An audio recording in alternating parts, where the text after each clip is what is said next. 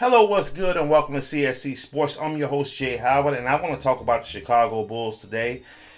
It's not really about Derrick Rose. It's actually about Nate Robinson. The question I want to ask all of you basketball guys out there, can the Chicago Bulls win with Nate Robinson at the helm in the playoffs? It looks like Nate is going to be the scoring clip at the one slot for the Chicago Bulls if they make the playoffs.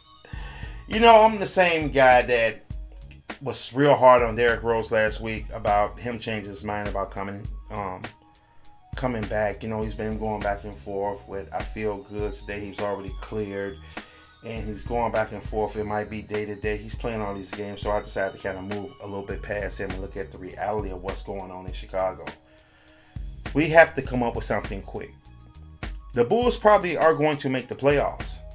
Kurt Heinrich is getting bruised and bumped every other day. He's hurt. He's a little bit older now.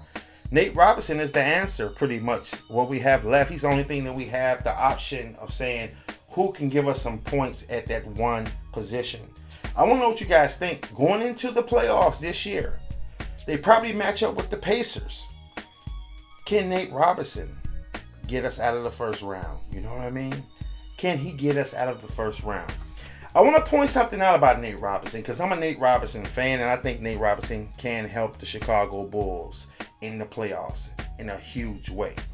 Nate Robinson had some breakout games this year. You know, when we look at his stats for the season, he's 12.4 points per game, 2.2 rebounds, and 4.4 assists per game for Nate Robinson.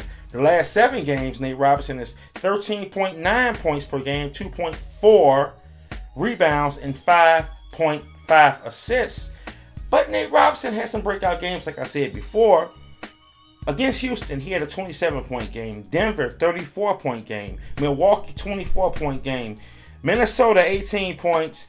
He had against Indiana, he scored 19. Not the previous Indiana game, but one of the games this season. And against the San Antonio Spurs, 20 points in that game. And when I look at a lot of these teams on the list I just named, they like to get up and down the court.